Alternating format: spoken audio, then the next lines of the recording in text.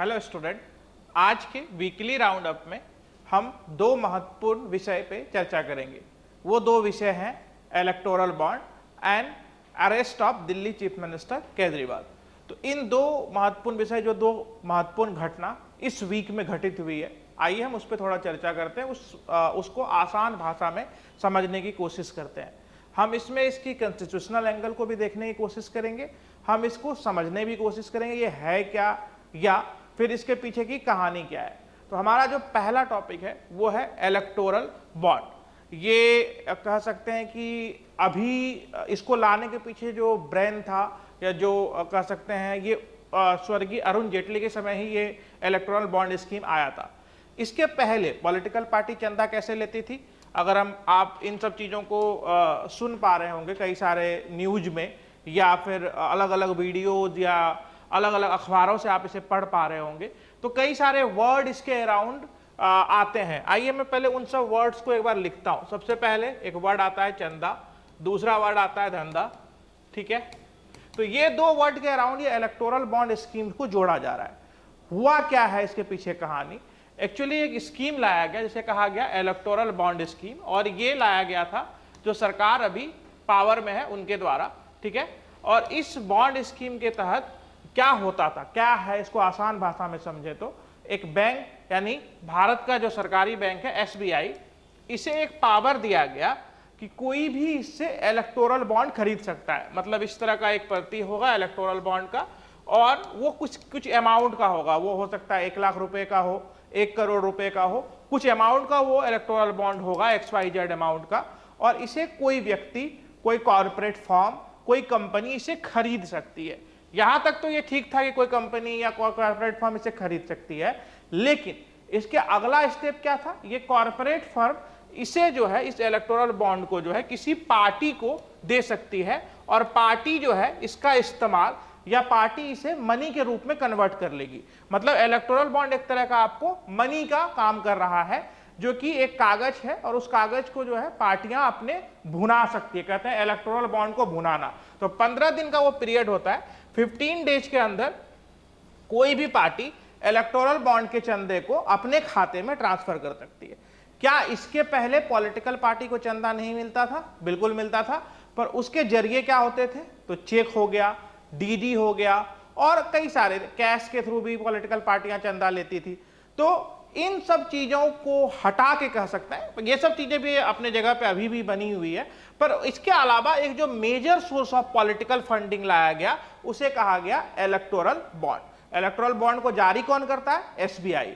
खरीदने वाला कौन होता है? आप, हम, या कोई कंपनी या कोई कॉर्पोरेट जो है इसे खरीद सकता है। ओके, खरीदने के बाद वो किसे दे देगा? किसी पॉलिटिकल पार्टी को। एक काफी कह सकते हैं कि बहुत ही हास्यास्पद, बहुत ही फनी घटना एक घटी है, जिसमें कि जो एक बिहार की कह सकते हैं पार्टी इन सत्ता सरकार में जो है, जेडीयू, जनता दल यूनाइटेड, जो नीतीश कुमार की पार्टी है, उन्होंने बड़ी ही हास्यास्पद एक घटना कहा है कि कुछ लोग मेरे ऑफिस में आए और उन्होंने जो है कुछ 10 करोड़ का जो है इलेक्टोरल बॉन्ड छोड़ के चले गए। अब मुझे ना तो उनका नाम पता है, ना मुझे उसका एड्रेस पता है, कुछ नहीं पता है। जब हमने उस कागज को एसबीआई से, जब हमने उस कागज को जो है भुनाने की कोशिश की, तो वो 10 करोड़ का इलेक्टोरल बॉन्ड था। तो इस तरह की घटनाएं भी सामने आई है, जहां की अनोनिमस लोगों ने इस चंदे को जो है पार्टियों को दिया है। अब इसके लाने के पीछे कहानी क्या हो सकती है, या जिस पार्टी ने इसको लाया उसके पीछे उनकी कहानी क्या हो सकती है, उनका क्या तर्क है, क्यों लाया गया? पहला तर्क वो देते हैं कि कर्ब ब्लैक मनी। इससे क्या होगा कि ब्लैक मनी कर्ब होगा, क्योंकि कई बार क्या होता है, आप कैश के रूप में डोनेट कर रहे हैं, आप और तरीके से डोनेट कर रहे हैं, पता नहीं चलता। तो इसमें एटलीस्ट भले ही डोनर का नाम जो है वो हिडन रखा गया है, लेकिन इसके बावजूद ये पूरी प्रक्रिया बैंक के थ्रू हो रही है, प्रोसेस बैंक के थ्रू हो रही है। इसीलिए ऐसा कहा जा रहा है कि इसमें ब्लैक मनी को कर्ब किया जा रहा है। दूसरा जो इसमें जो सबसे बड़ी बात है कि डोनर का पहचान जो है वो कहीं ना कहीं छुपाया जा रहा है, डोनर का पहचान जो है वो बताया नहीं जा रहा है। तो सवाल इसी के अराउंड घूम रहा था। ये जो पूरी कहानी है, वो पूरी कहानी अगर कहिए तो आप इसी के अराउंड घूमता है कि क्या एक पीपुल को, हम जो जनता है, वो जिस पार्टी का चुनाव करने जा रही है या किसी को वोट देने जा रही है, तो इलेक्टोरल प्रोसेस में क्या ये अधिकार है हमारा कि हम जो है ये जाने किसी पॉलिटिकल पार्टी को चंदा कहां से मिलता है, जिस पार्टी को हम वोट देने जा रहे हैं उस पार्टी को कहां से पैसा आ रहा है, क्या ये जानने का हमारा अधिकार है या नहीं है। तो इसी के ऊपर जो है कहीं ना कहीं कहिए कि पूरी विशेष रूप से जो डिबेट था इसी के ऊपर जो है वो कहीं ना कहीं आपको दिखाई देती है। तो वही जो मैंने आपको समझाया बहुत आसान भाषा में, इलेक्टोरल बॉन्ड है क्या, it is like a promissory notes, ये एक तरह का नोट्स है जो आप इकोनॉमिक्स में पढ़ते भी हैं, जो कि एक नोट्स जो है जब कोई पार्टी जब खरीद के दूसरे को देता है वो उसको एज ए मनी के रूप में इसका इस्तेमाल कर सकता है। कौन जारी करता है, स्टेट बैंक ऑफ इंडिया इसको जारी करता है। The bonds are only redeemable in the designated account of a registered political party। इसमें कुछ कंडीशन रखे गए थे, सिर्फ उसी पॉलिटिकल पार्टी को ये अलाउ किया गया था जो कि रजिस्टर्ड है पीपुल ऑफ रिप्रेजेंटेशन एक्ट के तहत, पॉइंट 1, और दूसरा जिसको कम से कम 1% वोट जो है वो जनरल इलेक्शन में आया है। तो लगभग सारी मेजर पार्टियां जो है वो इसका हिस्सा होती है, वो इसके जो है इस बॉन्ड का इस्तेमाल कर सकती है। A person being an individual can buy bond either singly or jointly or with other individual। तो आप इसे अकेले भी खरीद सकते हैं, आप दो लोग मिलकर भी खरीद सकते हैं बॉन्ड को, या फिर 2-3 लोग मतलब आप कर सकते हैं, कंपनी खरीद सकती है, लोग खरीद सकते हैं, सबको ये चीजें जो है अलाउ है। जैसा मैंने बताया कि जिसको 1% वोट पोल में मिला हुआ है टोटल, वही इस बॉन्ड को, वही पॉलिटिकल पार्टी एलिजिबल होती है। तो ये इसका एलिजिबिलिटी क्राइटेरिया है। ये तो ठीक था, ये हमें समझ आ गया इलेक्टोरल बॉन्ड क्या है। और कहीं ना कहीं सरकार जो है, अगर आप इसका इतिहास थोड़ा सा समझने की कोशिश करें तो 2017 में ही इसको लाई थी इलेक्टोरल बॉन्ड को। 2017 के बाद जो कई सारे एनजीओ थे उन्होंने इस पर आपत्ति जताई। एनजीओ ने कहा कि पॉलिटिकल पार्टी तक तो ठीक है, लेकिन समझिए कि ये बॉन्ड किसी दूसरे के हाथ में चला गया, और अगर हम ये जनता जो है हमें जानने का अधिकार नहीं मिल रहा है कि कैसे जा रहा है, तो कैसे ब्लैक मनी कर्व कर रहा है, क्या तरीका है, क्या सरकार का क्या दलील है। पर सरकार जो है बार बार कहती रही कि नहीं हमने पारदर्शी बनाया है, ट्रांसपेरेंसी बनाया है ये। लेकिन इसको लेके कई सारे एनजीओ जो कि खासकर से बात करें ADR, association of democratic reform, और कई सारे बड़े एनजीओ जो है वो कहीं ना कहीं कोर्ट का रुख किया। कोर्ट का रुख को कब किया, 2017 में ही कोर्ट का रुख किया था। फिर उसके बाद हियरिंग चली और 2023 में नवंबर में इस वर्डिक्ट को जो है रिजर्व रखा था सुप्रीम कोर्ट के 5 जज बेंच ने, और इसके बाद सभी ने एक निर्णय जो है वो 2024 को 15 फरवरी को दिया और कहा कि इलेक्टोरल बॉन्ड जो है वो अनकॉन्स्टिट्यूशनल है, गैर संवैधानिक है। मतलब कि इसकी संवैधानिकता पर ही सवाल उठा दिया कि क्या मतलब जो पॉलिटिकल पार्टी यानी जो पॉलिटिकल पार्टी इन पावर थी, उनकी जो सोच थी, जो उनके हिसाब से ये चीजें जो कॉन्स्टिट्यूशनल सोच के हिसाब से थी, उसको सुप्रीम कोर्ट ने कॉन्स्टिट्यूशनल नहीं माना। सुप्रीम कोर्ट ने इसे गैर संवैधानिक कहा। पार्टी ने इसे कई बार डिफेंड करने की कोशिश की अलग अलग वकीलों के द्वारा, ठीक है। इवन जब सुप्रीम कोर्ट ने यहां तक कह दिया कि अब तक जो आपको चंदा मिला है उसकी पूरी जानकारी जो है वो जो है आपको जनता के साथ साझा करना पड़ेगा, उसके भी विरोध किए गए, ठीक है। उसके लिए भी 3 मंथ का समय मांगा गया, लेकिन उन सब दलीलों को सुप्रीम कोर्ट ने खारिज कर दिया और जितनी जल्दी से जल्दी हो सके ये बॉन्ड जो है जनता के समक्ष लाने के लिए कहा गया। अभी ये हमारे समक्ष है, हमारे पास डेटा है, हमारे पास मतलब अभी जो इसको जारी किया गया एसबीआई के द्वारा, उसमें एक तरफ का डेटा दिया गया किस कंपनी ने कितने का बॉन्ड खरीदा है प्लस किस पार्टी को कितना कितना फंड मिला है, ये डेटा अवेलेबल अभी है। अब आइए जो मुख्य रूप से जब सुप्रीम कोर्ट ने, अगर आप बात करें जो माननीय उच्चतम न्यायालय है, उन्होंने क्या क्या पॉइंट जो है कंसीडर किया, क्या किस किस पॉइंट को सोचा जब उन्होंने इसको खारिज किया या गैर संवैधानिक बताया। क्योंकि सरकार के द्वारा किसी भी लॉ को अनकॉन्स्टिट्यूशनल बता देने के लिए कई सारे तर्क दिए जाते हैं सुप्रीम कोर्ट के द्वारा। तो आइए उसमें से कौन कौन से तर्क है समझते हैं। पहला, the court held that scheme bye permitting anonymous political donation infringe upon the fundamental right of information under article 19(1)(a)। Article 19 आपको पता है freedom of speech and expression है, और राइट टू इंफॉर्मेशन एक्ट जो आरटीआई है वो उसके तहत ही एक हिस्सा उसका है। तो सुप्रीम कोर्ट ने कहा कि जनता को पूरी तरह से ये जानने का अधिकार है कि जिस पार्टी को वो चुनने जा रहे हैं या जिसका चुनाव वो करने जा रहे हैं वो पार्टी कहां से पैसा उगाही कर रही है, ये जनता को जानने का पूरा अधिकार है। और अगर आपको ब्लैक मनी ही कर्व करना है तो और कई सारे तरीके हो सकते हैं। ये इलेक्टोरल बॉन्ड ही क्यों तरीका आपने चुना? आप क्यों चाहते हैं कि फंडामेंटल राइट का वायलेशन हो आर्टिकल 19(1)(a) का या आर्टिकल 19(1)(2) का, और उसके एवज में आप जो है एक ब्लैक मनी कर्व का एक कारण देके इसे क्यों रखना चाहते हैं? उसके बाद जो सेकंड पॉइंट है फ्री एंड फेयर इलेक्शन, ये क्लॉज क्यों उठता है? क्योंकि देखिए इसमें जो सबसे बड़ी बात है, फ्री एंड फेयर इलेक्शन का क्लॉज इसलिए उठता है कि जो पार्टी इन पावर रहेगी, चाहे स्टेट में हो चाहे सेंटर में हो, कहीं ना कहीं उस पार्टी को ज्यादा चंदा मिलेगा। क्यों मिलेगा ज्यादा चंदा? क्योंकि उसको पता है कि कौन, एसबीआई कहीं ना कहीं सरकार के अंदर ही गठित है, तो उसको पता होता है ये बॉन्ड कौन खरीद रहा है, कैसे खरीद रहा है, तो उसके पास तो लगभग सारी जानकारियां है। तो ऐसे में ये कह सकते हैं आशंका जताई गई कि इस तरह से, तभी जो सबसे बड़ा एनजीओ जो कि जिसने इसके पीछे काम किया, एडीआर, उसकी जो सबसे बड़ी आशंका यही थी कि इससे फ्री एंड फेयर इलेक्शन नहीं होगा। अगर हम डेटा की ओर नजर डालें तो वो भी कहीं ना कहीं इसी चीज की ओर इशारा कर रहा है। अगर आप इस डेटा को देखें तो आप ये देखते हैं कि बीजेपी को जो है, अगर उसकी ग्राफ देखते हैं, जितना पैसा उसको मिला है वो बहुत ज्यादा है। अगर आप ये देखें, उसके अलावा सेकंड नंबर पे कांग्रेस, जो ग्राफ का आप ये दिख रहे हैं बहुत, मतलब आधा से भी बहुत नीचे आपको दिखा है, एक चौथाई के आसपास भी नहीं है। और जैसे जैसे पार्टी स्मॉलर है या उसका सेंटर में उतना प्रभाव नहीं है, उसकी जो लिमिटेशन है या उनका जो फंडिंग अमाउंट है वो धीरे धीरे कम होता हुआ दिखाई दे रहा है। अब अगर आप टीएमसी देखें, जो एक पार्टी है, ये स्टेट में बड़ी पार्टी है, इसको वहां से पैसा मिला है। बीजेडी उड़ीसा स्टेट में बड़ी पार्टी है तो वहां से मिला, वहां पे पावर में है। कांग्रेस अगर हम कहें अपोजिशन है अगर सेंटर में, तो उसको कम मिला है मुकाबले बीजेपी के, बहुत कम मिला है। तो इस तरह से अगर हम इस आंकड़ों की भी नजर डालते हैं तो आंकड़े भी कहीं ना कहीं उसी ओर इशारा करता है कि जो पार्टी पावर में होती है उसको पैसा ज्यादा मिल रहा है। इससे कहीं ना कहीं फ्री एंड फेयर इलेक्शन, क्योंकि इलेक्शन में पैसा चाहिए और अगर किसी पार्टी को ज्यादा पैसा मिल रहा है इलेक्टोरल बॉन्ड के तहत, तो वो कहीं ना कहीं इलेक्शन को प्रभावित कर सकता है। अगला पॉइंट जो कि बहुत इंपॉर्टेंट है, और इस पे अभी और भी इलेक्टोरल बॉन्ड में कई सारी चीजें आने बाकी है, जो कि बात आती है क्विड प्रो को की। ये क्या है क्विड प्रो को? अगर हम इसको हिंदी में समझे तो इसकी आसान भाषा में हिंदी में से कहा जाता है कि आपका किसी चीज को लेने, आपने किसी को कोई चीज दिया और बदले में आपने उनसे कुछ फेवर लिया, तो उसको कहीं ना कहीं कहा जाता है क्विड प्रो को, कि आपके काम के बदले आपको सरकार ने, मान लीजिए सपोज आपने सरकार को 1000 करोड़ का या 100 करोड़ का बॉन्ड दिया, सरकार ने आपको एक कॉन्ट्रैक्ट अवार्ड कर दिया।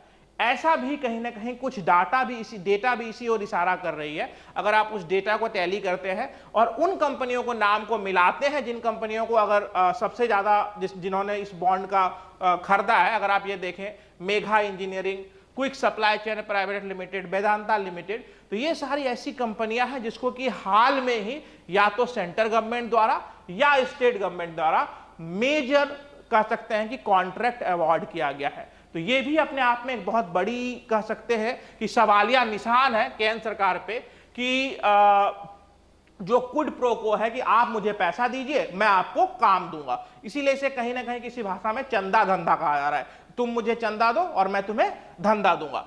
तो ये एक क्विड प्रो को की जो बात हो रही है, ये डेटा उसी ओर इशारा कर रही है। अभी इस पे कहीं ना कहीं सुप्रीम कोर्ट शायद इसके ऊपर भी, क्योंकि सुप्रीम कोर्ट ने इस चीज की आशंका जताई थी अपने हियरिंग में कि कई बार ऐसा भी हो सकता है कि सेल कंपनियां या कोई कंपनी, मान लो कि ऐसी भी एक डेटा के हिसाब से एक कंपनी ऐसी भी है जिसकी की प्रॉफिट जितनी नहीं थी उससे ज्यादा का बॉन्ड उसने खरीद लिया। अब ये कैसे हो सकता है? सपोज मैं मान लीजिए कोई धंधा कर रहा हूं, बिजनेस कर रहा हूं, और मैंने पूरे साल में मान लीजिए 2 करोड़ की प्रॉफिट कमाई और मैंने इलेक्टोरल बॉन्ड खरीद लिया 50 करोड़ का, तो वो 48 करोड़ कहां से आया? यानी कि हमने किसी और कंपनी ने हमारी मदद की उस बॉन्ड को खरीदने में। ये क्या हो गया? सेल कंपनियां। और सरकार क्या कर रही है? उस कंपनियों को कहीं ना कहीं डायरेक्टली या इनडायरेक्टली फायदा पहुंचा रही है। इसीलिए कहीं ना कहीं क्विड प्रो को भी जो है इसमें सवालिया निशान है कि आप फेवर कर रहे हैं। तो free and fair election, quid pro quo, violation of fundamental right article 19, and the last point जो इसमें आता है वो क्या है?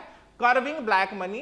तो सुप्रीम कोर्ट ने माना कि ऐसा कोई बहुत मेजर नहीं दिख रहा है कि इसमें कोई ब्लैक मनी आप कर्व कर रहे हैं, और अगर हो भी रहा है तो आप कोई और तरीका अपना सकते हैं। इसके लिए जरूरी नहीं कि इलेक्टोरल बॉन्ड लाया जाए जिसमें कि फंडामेंटल राइट का वायलेशन हो। तो ये एक इंपॉर्टेंट इसमें पहलू आपको दिखाई देता है। उसके अलावा अगर हम इसमें कुछ चीजों को समझने की कोशिश करें जो ये इलेक्टोरल बॉन्ड है, तो एक बहुत बड़ी बात निकल के सामने आती है कि जो पार्टी इन पावर हो रही है वो फंड ले रही है इस तरह से और उसको कहीं ना कहीं कॉन्ट्रैक्ट अवार्ड कर रही है। या इसमें एक चीज और भी, एक ऑर्गेनाइजेशन जिसका कि रोल बहुत अहम होता जा रहा है, जो कि हमारा अगला टॉपिक भी है, वो है role of ED, enforcement directorate, जिसको अधिकार दिया गया है पीएमएलए का, जिसके तहत prevention of money laundering act के तहत वो किसी को भी गिरफ्तार कर सकते हैं, ये अधिकार उसके पास कहीं ना कहीं दिया गया है। तो जो अगला आर्टिकल है हमारा, arrest of Delhi chief minister, Delhi chief minister, वो कहीं ना कहीं इससे ही जुड़ा हुआ है, जो कि कहीं ना कहीं आप ये कह सकते हैं कि इसमें भी अगर इलेक्टोरल बॉन्ड के केस में भी ऐसा देखा जाए तो कई सारे ऐसे डेटा, अगेन मैं बार बार आपको डेटा क्यों बोल रहा हूं कि ये जब सुप्रीम कोर्ट के आदेश के बाद जब इलेक्टोरल बॉन्ड को रिलीज किया गया तो उसको डेटा को जब टैली किया जा रहा है तो कुछ ऐसे इंस्टांसेस सामने आए हैं जहां पर्सन ए जो है उसको ईडी गिरफ्तार करती है आज के डेट में, और वो पर्सन बी जब बेल पे आता है तो वो क्या करता है, सरकार के लिए इलेक्टोरल बॉन्ड खरीदता है। ठीक है, तो ऐसा एक आशंका जताया जा रहा है कि कहीं ऐसा तो नहीं कि बेल के बदले उसे इलेक्टोरल बॉन्ड खरीदने को कहा गया और उसने इलेक्टोरल बॉन्ड खरीदा इसलिए सरकार ने उसके बेल का अपोज नहीं किया, क्योंकि जब वो व्यक्ति ईडी के नजर में करप्ट था और प्रिवेंशन ऑफ मनी यानी पीएमएलए ऐसे कठोर एक्ट के तहत वो क्राइम किया था उसने, तो वो रिलीज कैसे हो गया और रिलीज होते ही उसने इलेक्टोरल बॉन्ड को कैसे खरीदा, तो ये भी एक सवालिया निशान है। तो इसी से कुछ मिलता जुलता अगर आप कहें तो अगला आपका टॉपिक है जो है कि दिल्ली की शराब नीति। आइए पहले उसको थोड़ा सा समझने की कोशिश करते हैं क्या है दिल्ली की शराब नीति। ठीक है, दिल्ली एक्साइज पॉलिसी, जिसके बारे में हम सब जो है कहीं ना कहीं आज इस वीक में पूरा वही छा रहा, दिल्ली एक्साइज पॉलिसी। अब ये क्या है इसको समझते हैं, पहले इसको भी आसान भाषा में समझते हैं कि ये क्या था। एक्चुअली दिल्ली में पहले ओल्ड स्कीम थी, एक्साइज पॉलिसी थी। होता क्या है, इसको बहुत आसान भाषा में समझता हूं। सपोज मान लीजिए कि ये एक बोतल शराब की है और इसका कीमत मान लीजिए एमआरपी जो है वो 100 रुपीज है। तो पहले क्या होता था कि आप सरकार को जब किसी चीज को एमआरपी पे बेचते थे सरकार को एक्साइज देते थे। ठीक है, कि सरकार को आपने मान लीजिए कि इसके ऊपर 10 रुपया, 20 रुपया, 50 रुपया जो भी एक्साइज सरकार तय कर रही है depending upon excise rate of that state, आपने सरकार को एक्साइज दिया। अब सरकार क्या कर रही है, सरकार ने एक नई एक्साइज पॉलिसी लेके आई, न्यू एक्साइज पॉलिसी, जो दिल्ली गवर्नमेंट की पॉलिसी है जो अभी पंजाब में फंक्शनल है। न्यू एक्साइज पॉलिसी के तहत क्या कहा कि तुम्हें जितने रुपया में बेचना है बेचो, तुम्हें जो भी ठेका खोलना है खोलो, लेकिन सपोज मान लो कि हमने जो है तुम्हारे से पिछले साल एक्साइज पॉलिसी के तहत सपोज मान लीजिए कि 40 करोड़ रुपया उठाया था, तो तुम मुझे पहले ही एक्साइज सबमिट कर दो, एक्साइज अमाउंट सबमिट कर दो, और उसके बाद तुम आराम से जो है अपना जो भी तुम्हारे सेल परचेज है उससे सरकार को कोई मतलब नहीं, क्योंकि तुमने एक्साइज अमाउंट पहले ही दे दिया। इससे क्या हुआ, दिल्ली में एक दिक्कत हो गया। आप सबने देखा होगा कि एक के साथ एक फ्री देने लगे, क्योंकि अब उनको एमआरपी से कोई मतलब ही नहीं है। उन्होंने तो ऑलरेडी सरकार को पहले ही एक्साइज दे रखा है, उन्हें एमआरपी से कोई मतलब नहीं है। वो एक के साथ एक फ्री देने लगे, एमआरपी से भी नीचे जो है वो शराब की बोतलें बेचने लगे। इसको लेके कहीं ना कहीं आशंका जताई गई कि जो सरकार है या दिल्ली सरकार है उसने कहीं ना कहीं साउथ लॉबी के साथ सेटिंग करी और उसको जानबूझ के एक्साइज अमाउंट लेके कई सारे ठेके अलॉट कर दिए, क्योंकि ठेके की ऐसा कहा जाता है कि ठेके की संख्या, ठेका मतलब दारू का जो दुकान होता है उसकी संख्या बढ़ गई और उसको कई सारे जो है ठेके अलॉट कर दिए। किसके द्वारा, सरकार के द्वारा, क्योंकि एक्साइज तो पहले ही ले लिया, तो सरकार ने वो एक्साइज ले लिया और सरकार ने ठेके अलॉट कर दिया, अब तुम्हें जितने में बेचना है बेचो। तो इससे क्या दिक्कत हुई, सरकार मतलब शराब बहुत सस्ती हो गई और सरकार को तो एक्साइज मिल गया। अगर आप डेटा देखें तो सरकार को कोई घाटा नहीं हुआ है, इसमें कोई भी डेटा ये प्रूव नहीं करता कि सरकार को घाटा हुआ है। डेटा यहां तक कहता है कि सरकार को इस एक्साइज पॉलिसी से फायदा हुआ, क्योंकि उसको पहले एक्साइज अमाउंट मिल गया है। अब तुम जितना पहले होता था उससे ज्यादा ही सरकार ने उससे वसूला था, लेकिन इसमें दिक्कत यही है कि आप एमआरपी से नीचे सामान बेचने लग गए। अब प्लस यह आशंका जताई गई कि एक कुछ करोड़ रुपए की फंडिंग आई जिसको कि सरकार ने या दिल्ली गवर्नमेंट ने इसको किसी दूसरे राज्य में इलेक्शन फंडिंग के लिए लगा दिया। तो ये पूरी कहानी है दिल्ली एक्साइज पॉलिसी के लिए, और इसी एक्साइज पॉलिसी के लिए जो है कहीं ना कहीं दिल्ली के मुख्यमंत्री को गिरफ्तार किया गया है। अब इसमें कुछ बातें निकल के आती है कि ये जो गिरफ्तार किया गया है वो किस, अगर हम समझे तो किस एक्ट के तहत किया गया है, तो वो किया गया है ईडी के उसी पीएमएलए एक्ट के तहत जिसकी मैं चर्चा अभी कर रहा था आपके साथ, और वो है पीएमएलए एक्ट आपका आर्टिकल अगर हम समझे तो 45 और आर्टिकल 50। क्यों इस केस में बेल बहुत डिफिकल्ट है, मैं इसकी बात क्यों कर रहा हूं, इसमें अगर आप देखें इस आर्टिकल को समझने की कोशिश करें, जो आर्टिकल 45 है, ये कहता है कि अगर पहले तो ये आप देख सकते हैं, सबसे पहले ऊपर ही लिखा है कि कॉग्निजेबल ऑफेंस है और नॉन बेलेबल है। तो अगर ऑफेंस नॉन बेलेबल है तो बेल मिलना इतना आसान नहीं है। अगर जो आपका काउंसिल है वो आपके पक्ष में केस तो लड़ेगा, लेकिन जब ईडी का काउंसिल आपको अपोज करेगा तो बेल मिलना बड़ा मुश्किल हो जाता है इस केस में। अनटिल अनलेस आप कोई बीमार है या फीमेल है तो थोड़ी सी इसमें लिबर्टी दी जा सकती है आपको, अदरवाइज इस केस में बेल मिलना मुश्किल है। सिमिलरली आर्टिकल 50 भी यही कहता है कि आपको समन किया जा सकता है, और पावर ऑफ उस समय जो ईडी के डायरेक्टर के होते हैं या असिस्टेंट डायरेक्टर के होते हैं, ऑलमोस्ट सिविल कोर्ट की तरह काम करने लग जाता है। तो इस केस में करीब 10 बार जो है मुख्यमंत्री दिल्ली को समन किया गया था, पर वो इसमें रिपोर्ट नहीं करते हैं और फाइनली ईडी उनके घर पे जाती है, उनको गिरफ्तार करती है। अब बात इसमें आती है कि क्या उन्हें समन के दौरान जाना चाहिए था? बिल्कुल, ईडी एक प्रीमियर एजेंसी है जो कि सरकार जो आप कह सकते हैं कि काम करती है। तो ऐसे केस में अगर किसी भी प्रीमियर एजेंसी का समन था तो चाहे वो कोई भी हो, एक कॉन्स्टिट्यूशनल अबाइड होना चाहिए, हमें संविधान के तहत चलना चाहिए, तो कहीं ना कहीं हमें उन्हें जाना चाहिए था, वो नहीं गए। अब बात आता है क्या ईडी उन्हें गिरफ्तार कर सकती है, या ईडी ने जो उन्हें गिरफ्तार किया है वो किस आधार पर किया है, इसको समझते हैं। तो ईडी ने उन्हें गिरफ्तार किया है अप्रूवर के आधार पर। एक्चुअली क्या हुआ, आपको मैंने पहले ही समझाया कि कई 2 साल से इसके इस पे सुनवाई हो रही है, पिछले 2 साल से, अभी इसका ट्रायल शुरू नहीं हुआ है। और ऑलमोस्ट दिल्ली की कह सकते हैं कि डिप्टी चीफ मिनिस्टर, ऑल्दो जो दिल्ली के पहले हेल्थ मिनिस्टर थे सत्येंद्र जैन, वो किसी दूसरे केस में है, उनको इससे जोड़ के देखा जाता है, लेकिन वो एक्साइज पॉलिसी के लिए नहीं है। उसके अलावा कई सारे लोग ऐसा कहा जा रहा है कि 294 विटनेसेस को इसमें एग्जामिन किया गया है। Out of this 294 witness 4 witness जो है उन्होंने अप्रूवर का काम किया। अप्रूवर किसको बोलते हैं? सपोज आपको गिरफ्तार किया गया किसी केस में और आपने कहा कि नहीं मैं सरकार को जो है सहयोग करूंगा इस केस में, तो ऐसे में सरकार क्या करती है, आपको बेल दे देती है और आप सरकार के अप्रूवर बन जाते हैं। अप्रूवर मतलब सरकार को आप सपोर्ट कर रहे हैं, सरकार को आप किसी केस को सुलझाने में समर्थन कर रहे हैं, तो सरकार आपको भी सहायता कर रही है, अप्रूवर का काम हो जाता है। लेकिन सुप्रीम कोर्ट ने कई सारे जजमेंट में ये कहा है कि अप्रूवर इज नॉट अ वर्दी फ्रेंड। इवन एक वर्ड इस्तेमाल किया गया था अभी लर्नेड काउंसिल अभिषेक मनु सिंघवी द्वारा, और वो कहा गया कि अप्रूवर जो होते हैं वो जयचंद होते हैं। क्यों?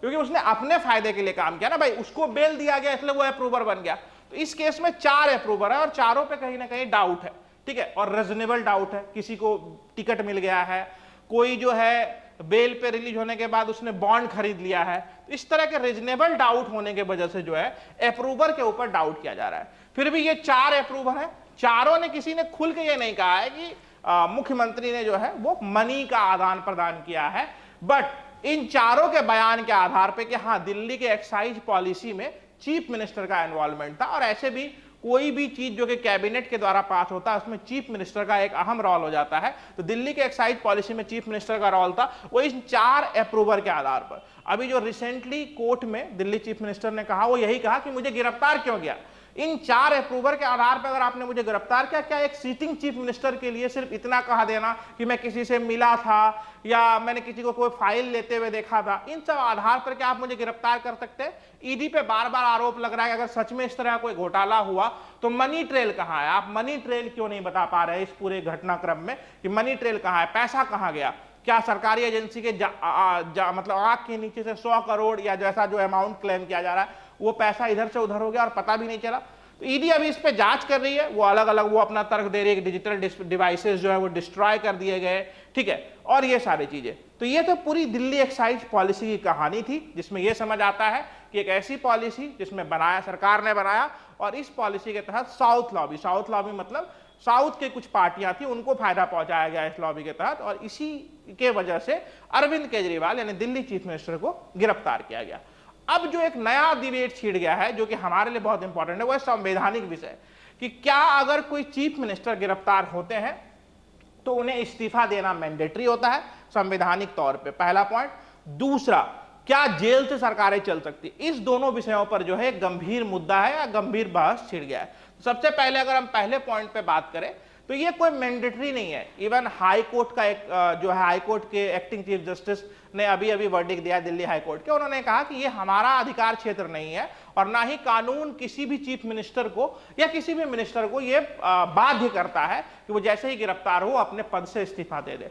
ऑल्दो ये प्रेसिडेंस पहले से चला हुआ आ रहा है कि जैसे ही कोई चीफ मिनिस्टर गिरफ्तार होते हैं वो अपने पद से इस्तीफा देता है। जैसे बात करते हैं लालू प्रसाद यादव की, क्या जैसे अभी न्यूज में हेमंत सोरेन, उन्होंने भी इस्तीफा दिया था, पर दिल्ली चीफ मिनिस्टर इस्तीफा नहीं दे रहे। इसके पीछे दो कारण है जो लॉजिक उनके तरफ से या उनके पार्टियों की तरफ से आती है, वो ये कि शायद सरकार को गिराने की ये साजिश है और इसी वजह से, या फिर मेरे खिलाफ जो सबूत है वो कोई पुख्ता सबूत नहीं है, मैं इसमें कोई इन्वॉल्व नहीं हूं, इसलिए मैं इस्तीफा नहीं दे रहा हूं। ये लॉजिक दिया जा रहा है। लेकिन अगर हम बात करें कि मोरल ग्राउंड पे देना चाहिए कि नहीं देना चाहिए, बिल्कुल देना चाहिए। बट पॉलिटिक्स और मोरल ये दो बहुत ही विपरीत चीजें हैं। पॉलिटिक्स में मोरल की कोई जगह नहीं है और अगर आप मोरल व्यक्ति हैं तो शायद आप पॉलिटिक्स में नहीं होंगे। अब बात करते हैं कि arrest does not disqualify a chief minister from functioning, he continues to be CM but since he is a prisoner he can do only what permitted under the jail manual।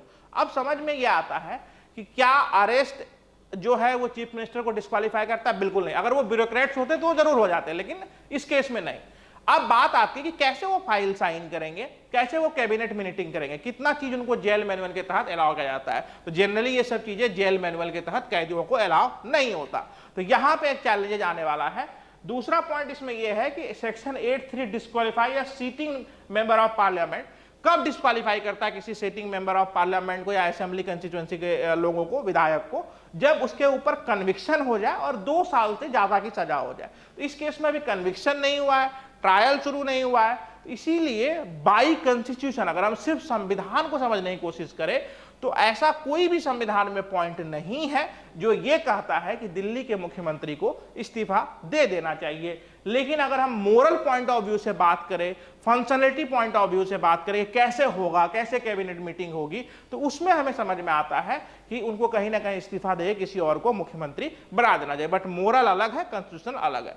अब बात करते हैं जो मोरल पॉइंट, जो अगला point है, arrest itself not as a informative to seek president rule. अगर दिल्ली में अगर बात करें तो क्या प्रेसिडेंट का मतलब अगर राष्ट्रपति शासन लगाया जा सकता है तो सिर्फ गिरफ्तारी की वजह से राष्ट्रपति शासन लगा दिया जाए, ऐसा नहीं है।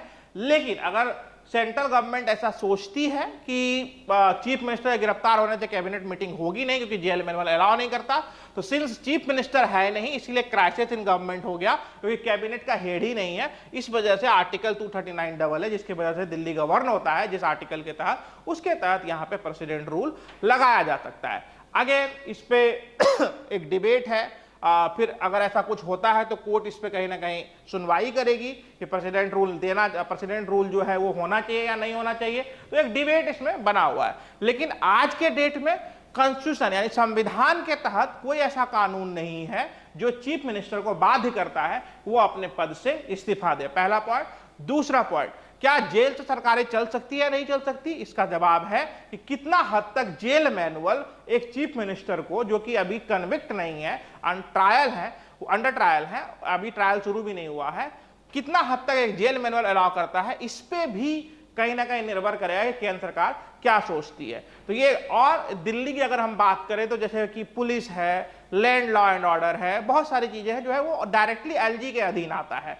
तो बहुत बड़ा कोई कॉन्स्टिट्यूशनल क्राइसिस हो जाएगा या कानून पूरी तरह से बिफर जाएगी, ऐसा भी नहीं है। इसी वजह से शायद दिल्ली ऐसे शहर में अगर एक चीफ मिनिस्टर अगर फंक्शनिंग अगर बात करते हैं कि तुरंत इस्तीफा ना दे भी तो चल सकता है। इस चीजों को आगे आने वाले समय में देखा जाएगा कि इस पर क्या होता है, क्या एक्शन होता है, क्या सेंट्रल गवर्नमेंट अपने विजडम के हिसाब से दिल्ली में प्रेसिडेंट रूल लगाएगी, और अगर लगाती है तो सुप्रीम कोर्ट क्या करता है इस पे। तो अभी कई सारे कॉन्स्टिट्यूशनल सवाल जो है वो आने वाले हैं। पहला इसी पे आ सकता है, अगर प्रेसिडेंट रूल लगता है तो इसको लेके एक सवाल आ सकता है।